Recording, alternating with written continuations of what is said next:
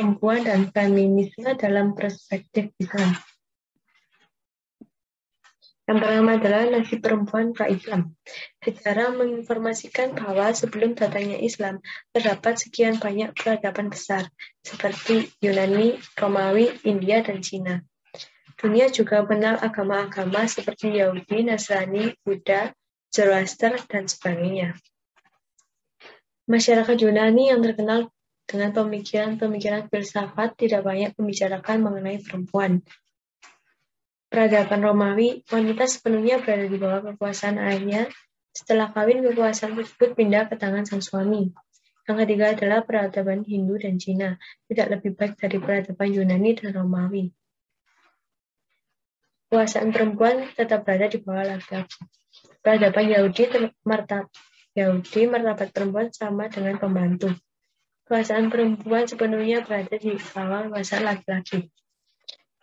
Dan semenanjung Arabia sebelum datang Islam, terdapat kebudayaan yang disebut jahiliyah. Kebudayaan jahiliyah tidak jauh berbeda dengan kebudayaan di peradaban sebelumnya. Masih sama, perempuan masih berada di bawah laki-laki. Ini adalah contoh dari peradaban Cina, Romawi, jahiliyah, Yunani, dan Yahudi. Feminisme. Konsep Islam tentang perempuan dibagi menjadi dua, yaitu pemuliaan Islam terhadap perempuan dan menyikapi ayat dan hadis misoginis.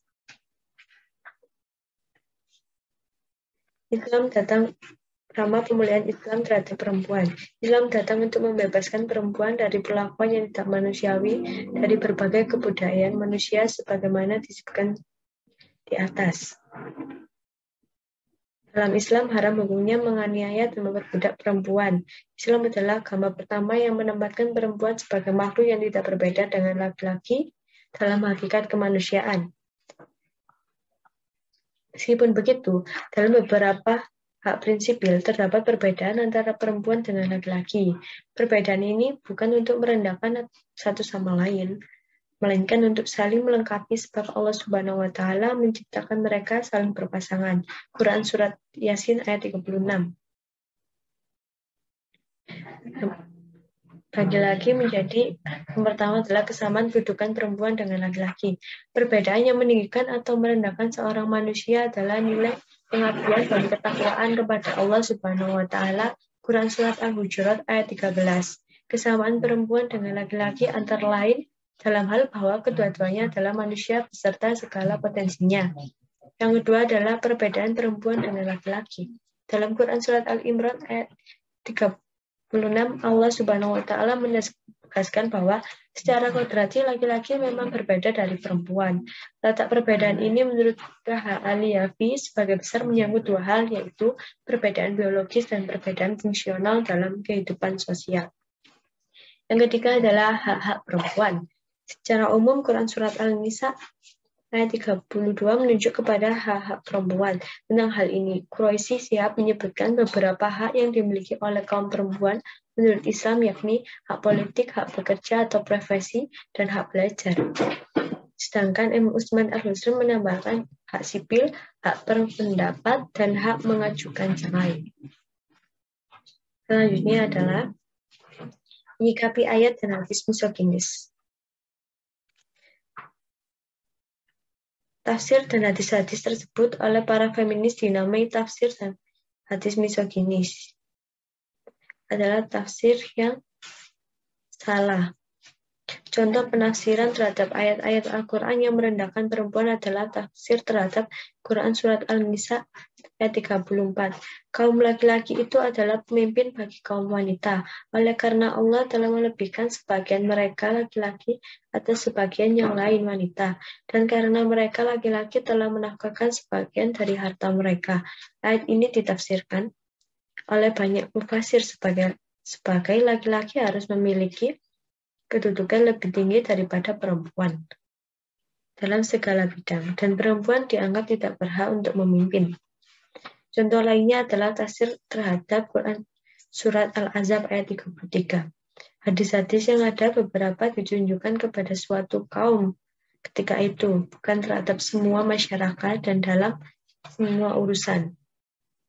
Adapun hadis tentang perempuan kurang akal dan agamanya bisa ditelusuri melalui sisi psikologis atau konteks zaman dan konteks munculnya hadis tersebut.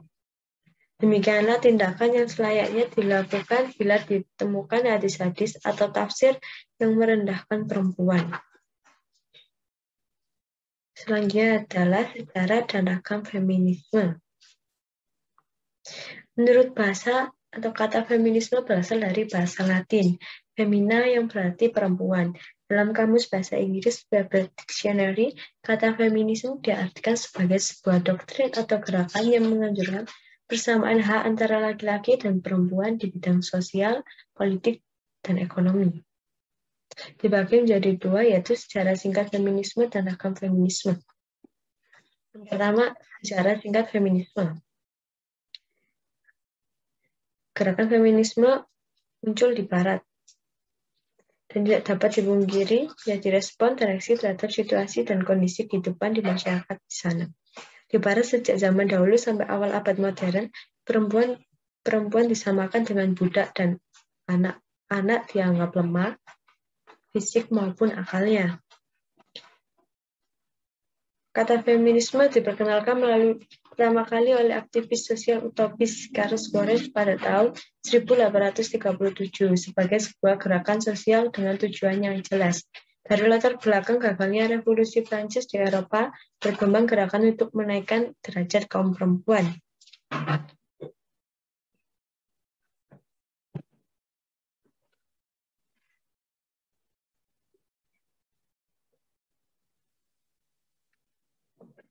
Tetapi gaungnya kurang keras. Hal lain yang mendorong timbulnya feminisme menurut Murtada Mutahari adalah kepentingan kapitalisme seperti dikatakan Durant, emansipasi perempuan adalah dampak dari revolusi industri. Para pemilik pabrik lebih menyukai tenaga kerja perempuan daripada laki-laki, sebab lebih murah dan tidak banyak protes. Yang kedua adalah ragam feminisme. Ada feminisme liberal, feminisme marxis, feminisme radikal. Feminisme liberal adalah aliran feminis yang menuntut agar perempuan memiliki kesempatan yang sama dengan laki-laki karena perempuan mempunyai kemampuan yang sama dengan laki-laki dan bahwa perempuan harus diberikan kebebasan untuk menentukan nasibnya. Yang kedua adalah feminisme marxis, merupakan aliran yang berpendapat bahwa sumber ketertindasan perempuan adalah sistem produksi dalam keluarga, di mana laki-laki bekerja dan menghasilkan uang, sedang perempuan hanya bekerja di sektor rumah tangga yang tidak menghasilkan uang. Feminisme radikal adalah aliran feminisme yang berpendapat bahwa penindasan terhadap perempuan terjadi akibat fisik perempuan yang lemah di hadapan laki-laki, di mana perempuan harus mengalami haid, menopause, hamil, sakit saat haid, dan melahirkan, menyusui, mengasuh anak, dan sebagainya. Semua itu membuat perempuan bergantung pada laki-laki. Pandangan Islam terhadap feminisme.